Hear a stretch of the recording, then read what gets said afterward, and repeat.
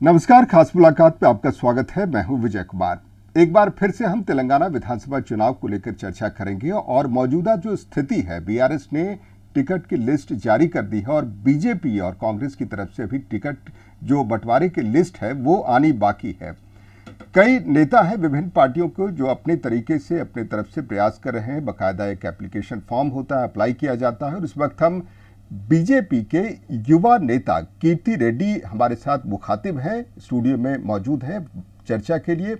और jubilee hills से इनका बहुत गहरा नाता है कीर्ति रेड्डी मैडम का, चूंकि पूरा बचपन और युवावस्था इनका जुबली हिल्स इलाके में ही बीता है और वहां से इन्होंने अप्लाई किया है बीजेपी के लिए और टिकट इनकी एक स्ट्रॉन्ग क्लेमेंट है और इनका दावा है कि जुबली हिल्स में चूंकि उनका पूरा जीवन गुजरा है, काफ़ी कुछ काम किया है उन्होंने एज ए एंटरप्रेन्योर, उन्होंने बहुत सारे लोगों को एम्प्लॉयमेंट दी है और एक सामाजिक कार्यकर्ता के तौर पर खासकर महिलाओं और इलाके के जो लोग हैं उनको बहुत सहारा दिया। तो मैडम बहुत बहुत स्वागत है आपका। नमस्कार। मैडम, जुबली हिल्स इलाके में काफ़ी हाई प्रोफाइल लोग रहते हैं, आप काफ़ी एक्टिव हैं ग्राउंड लेवल पर। फिलहाल इस सीट को लेकर के क्या कहेंगे आप?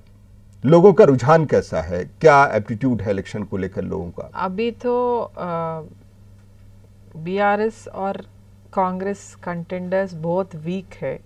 बीआरएस एमएलए जो है उनका नाम मागंटी गोपीनाथ है, उन्होंने बहुत एंटी इनकम्बेंसी है, उनका नाम बहुत ख़राब होके है, उनके लिए वोटर्स पूरा अगेंस्ट हो गए। तो और कांग्रेस का जो अभी विष्णुवर्धन रेड्डी जो ग्राउंड में कभी एक्टिव नहीं है, अजहरुद्दीन जी आने उनको भी उन्होंने भी एक एस्पिरेंट है, उनका भी ज़्यादा ग्राउंड में अभी तक तो नहीं आए, अभी आगे आए तो भी उन्होंने ग्राउंड में क्या काम करते हैं वो मालूम नहीं है। इसीलिए बीजेपी पार्टी वहाँ बहुत स्ट्रांग हो गया है, ग्राउंड में बहुत स्लोली बहुत स्ट्रांग हो रहा है। तो डेफिनेटली बीजेपी का चांसेस बहुत स्ट्रांग है। मैडम, आप प्योर हैदराबादी हैं, जिसको हिंदी में अगर बोले तो खाटी शब्द यूज किया जाता है, खाटी हैदराबादी। आप जुबली हिल्स से आपका बहुत गहरा नाता है, जाहिर तौर पर जुबली हिल्स की जो समस्याएं हैं उससे पूरी तरह वाकिफ होंगी। क्या लगता है किस तरह की दिक्कतें हैं आप जनता को इस इलाके में? जुबली हिल्स नाम के लिए जुबली हिल्स है, मगर कॉन्स्टिट्यूंसी वाइज बहुत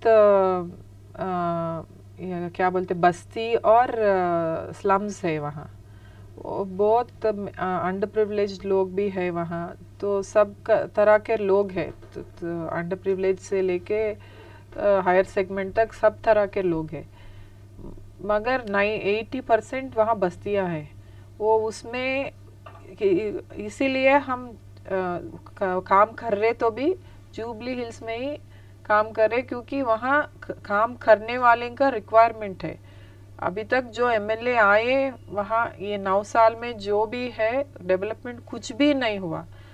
ड्रेनेज सिस्टम्स लो, पानी का प्रॉब्लम लो, एजुकेशन लो, कुछ स्कीम्स का जो बंटवारा हो, कहाँ भी वहाँ जिसका स्कीम एलिजिबिलिटी है, किसी को भी स्कीम एलिजिबिलिटी वाले को स्कीम नहीं आए।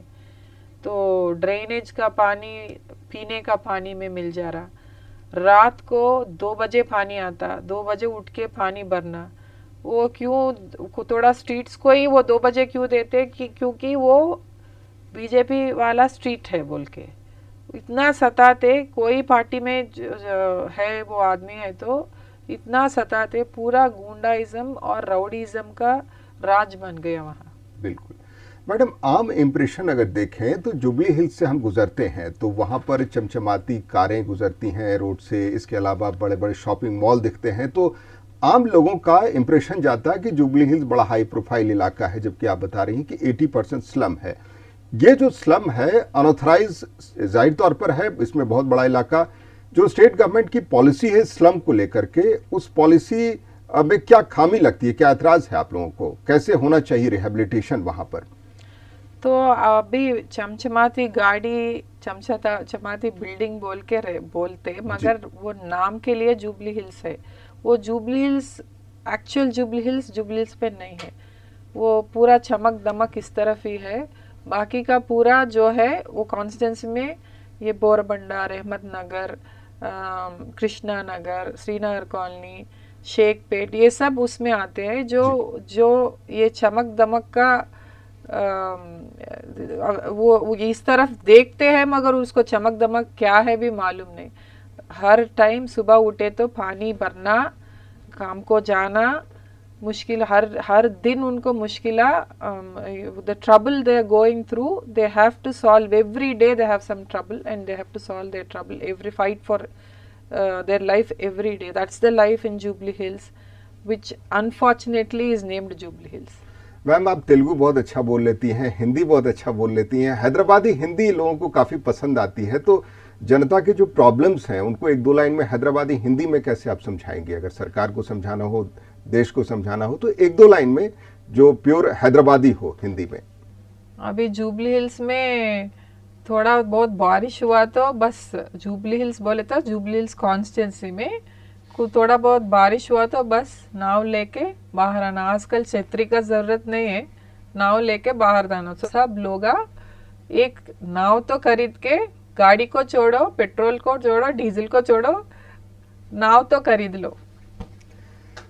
तो कीर्ति रेड्डी मैडम ने जो अपनी बातें बताई वो एक हैदराबादी हिंदी का स्टाइल है, जो तकलीफ उन्होंने आम जनता की बताई। जाहिर तौर पर उनका कहना है कि इस्लाम इलाकों में वाटर लॉगिंग इतना हो जाता है कि लोगों को छतरी नहीं जरूरत पड़ती बल्कि नाव की जरूरत पड़ती है, जिसके लिए पेट्रोल की भी दरकार नहीं है और लोग बड़ी मुश्किल से जीते हैं। तो हैदराबादी हिंदी भले ही आप सुनने में इंटरेस्टिंग लगे, लेकिन इसके अंदर जो तकलीफ छिपी हुई है वो आप आम जनता बेहतर समझ सकती है। मैडम, जो बीआरएस की सरकार रही है, 2 टर्म रही है, कितने खुश है या फिर कितने नाराज हैं लोग इस सरकार से? अभी 2 टर्म हो गया है उनको, 3rd टर्म तो अभी नहीं आते। उन्होंने बहुत तंग होके है हमारा जनता। उनका the way he is ruling सबको मालूम पड़ गया कि ये अभी तीसरी बार आए तो अभी चलने के लिए रोड भी नहीं बचता, वो भी बेच लेता। सब बेच के स्कीम्स का नाम पे इलेक्शन का टाइम में सबको पैसे बांट रहे। वो स्कीम का नाम पे उनका कार्यकर्ता को, उनके लिए जो काम करते हैं उनको मिलता है, जो भी स्कीम मिलता है सिर्फ उन लोगों को मिलता है जो उनका पीछे घूमते।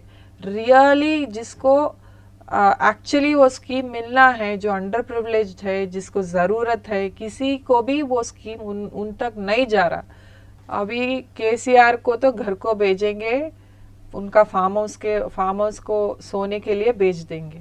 मैडम, केसीआर साहब बार बार कहते हैं कि वो जमीनें सरकारी बेच करके राज्य की स्टेट की तरक्की कर रहे हैं, डेवलपमेंट कर रहे हैं, और इसके लिए उन्होंने हाउसिंग बोर्ड को डिफंक्ट कर दिया, राजीव स्वगृहा कॉर्पोरेशन लिमिटेड है उसको डिफंक्ट कर दिया, उसके अंदर की जितनी भी जमीनें थी उसको ऑक्शन कर रहे हैं, और 1 एकड़ जमीन 100 करोड़ में बिका, और इसको लेकर के एक पैरामीटर फिक्स किया जा रहा है कि स्टेट इतना डेवलप है कि इसकी वजह से रियल एस्टेट इतना ऊंचाई पर है। क्या आपको वाकई इससे मानते हैं इस चीज को?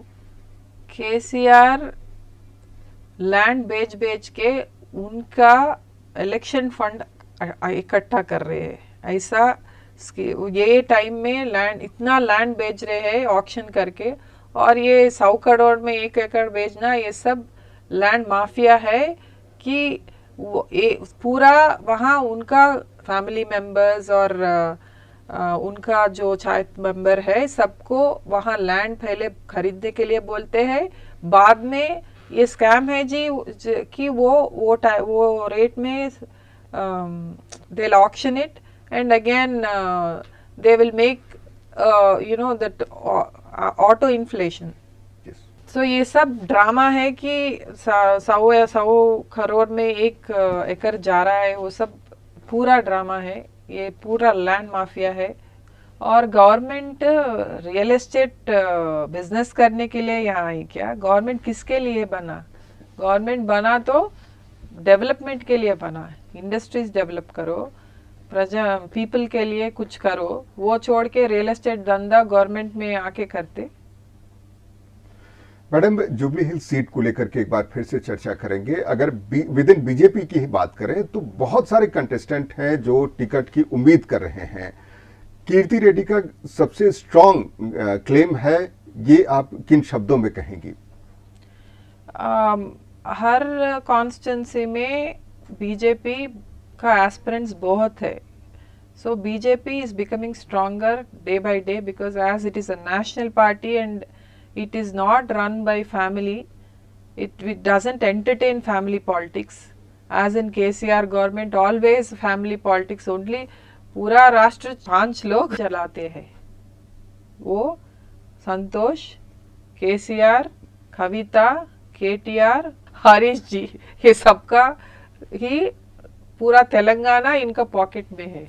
जो भी होना, जो भी पॉलिसी होना, जो भी जीवो होना, इनका this 5 people only will make the government run। That's how the Telangana state is running now। And of course, as nationally, Modi ji is always working towards betterment of India and is making sure all nation is one, and is making sure all Indians are getting all kind of benefits, non-corrupted government। So definitely we all aspire to be a part of that government। आज BJP का नेता बोलने के लिए मैं बहुत गर्व, I am very proud of saying that I am a BJP leader. बिल्कुल मैडम, आपने बीआरएस के बारे में काफी कुछ कहा और सबसे एक बड़ा एस्पेक्ट यहाँ पर कांग्रेस का भी आता है, क्योंकि 2018 के इलेक्शन में कांग्रेस नंबर 2 पोजीशन पर रही है। और दूसरी चीज है कि नेशनल पॉलिटिक्स में बीजेपी की एक बड़ी राइवल है कांग्रेस, और अगर यहाँ कांग्रेस की सरकार आती है तो नेशनल लेवल पॉलिटिक्स पर इसका बड़ा इम्पैक्ट पड़ेगा। कांग्रेस को लेकर के तेलंगाना में क्या स्थिति है, किन शब्दों में कहेंगे आप? वो जुबली हिल्स कॉन्स्टिट्यूंसी में तो कांग्रेस बहुत इनएक्टिव है। ओवरऑल स्टेट की अगर हम बात करें, ओवरऑल स्टेट का भी जैसा बीजेपी काम कर रहा है, कांग्रेस उतना काम नहीं कर रहा, और वो उनमें ही लड़ाई है। एक वो उन्होंने इलेक्ट करे तो भी एक 6 महीना वो गवर्नमेंट रहे तो बहुत बात है। ये सब people are noticing, they know who to vote, what to vote, so people will show whoever has to come। Ma'am, BJP नेताओं से अगर हम बात करते हैं तो उनकी अपनी एक अलग राय होती है, लेकिन जब कांग्रेस के लोग बोलते हैं तो उनके पास बहुत एक लंबी लिस्ट होती है कि उन्होंने तेलंगाना के लिए क्या किया। उनका क्लेम होता है कि हमारी सरकार ने मेट्रो यहाँ प्रपोज कराया, एयरपोर्ट प्रपोज कराया, पीवी नरसिम्हा राव एक्सप्रेसवे, बहुत सारा ड्रेनेज सिस्टम उन्होंने प्रपोज किया, जो कि बाद में दूसरी सरकार ने उसको मटेरियलाइज किया। तो उस लिहाज से बीजेपी का अगर क्लियर कट कंट्रीब्यूशन खासकर तेलंगाना के लिए का पूछा जाए तो क्या कहेंगे आप? आप अभी जो भी बोले, मेट्रो बोले, पीवी एक्सप्रेस हाईवे, ये सब एक पार्टी क्लेम करती है कि हमने प्रपोज किया, दूसरी पार्टी कहती है कि हमने बना दिया। हाँ। और इसमें बीजेपी का सेंट्रल बिना सेंट्रल फंड कुछ भी नहीं होगा। सो मेट्रो आज है बोले तो भी बिना सेंट्रल फंड नहीं रहता। और सेकंड फेज मेट्रो जब चल रहा है, केसीआर स्टेट से फंड जो देना है, उन्होंने state some proportion of fund has to come, yes, and central some proportion is for, so major part is central fund, but yes, state is not paid the state fund, but still he didn't stop the metro phase 2। लेकिन third phase चूंकि completely ये PPP mode में है और central contribution इसमें नहीं है, तो ये बार बार सरकार क्लेम भी करती है कि केंद्र सरकार सहयोग नहीं कर रही है, खासकर मेट्रो प्रोजेक्ट को लेकर। बिना केंद्र सरकार मेट्रो काम खत्म ही नहीं होगा। आज जो भी है वो जो स्टेट नहीं कोऑपरेट कर रहे तो भी वो एग्जेम्प्ट करके वो that fund also is given by central government only today. So most of the funds which is coming to state today, people don't know that they're coming from center, and state doesn't declare that center fund is there, so people are unaware today। Their whatever facilities they are enjoying are mostly from center। तो बिल्कुल कीर्ति Reddy madam का दावा है कि जो भी यहाँ पर सरकारें क्लेम करती है, लेकिन चूंकि केंद्र में बीजेपी की सरकार है और उनकी तरफ से एक बड़ा कंट्रीब्यूशन जो कि मैंडेटरी भी होता है स्टेट को मिल रहा है, इसी वजह से बड़ी बड़ी योजनाएं यहाँ पर काम कर रही हैं और एज ए कैंडिडेट इन्होंने वादा किया कि जुबली हिल्स इलाके में ये भरपूर लोगों की सेवा करेंगी और इनका एक स्ट्रांग क्लेम है बीजेपी से टिकट को लेकर के जुबली हिल्स कंस्टिट्यूएंसी से।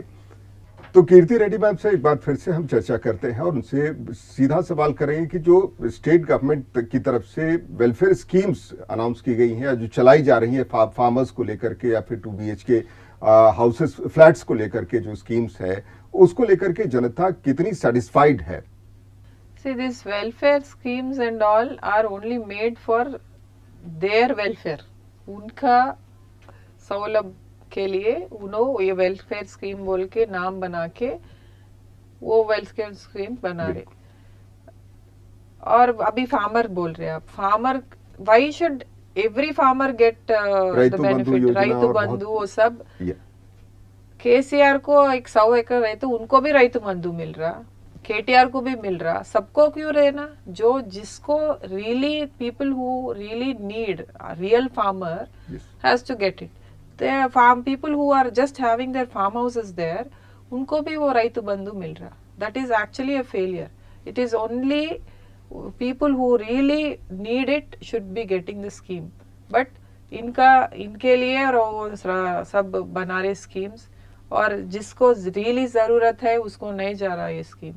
अभी डबल बेडरूम बोल के डबल बेडरूम्स हाउसेस देते बोल के वेलफेयर स्कीम वो भी एक दिए, मगर किसको दिए? किसको भी डबल बेडरूम नहीं मिला।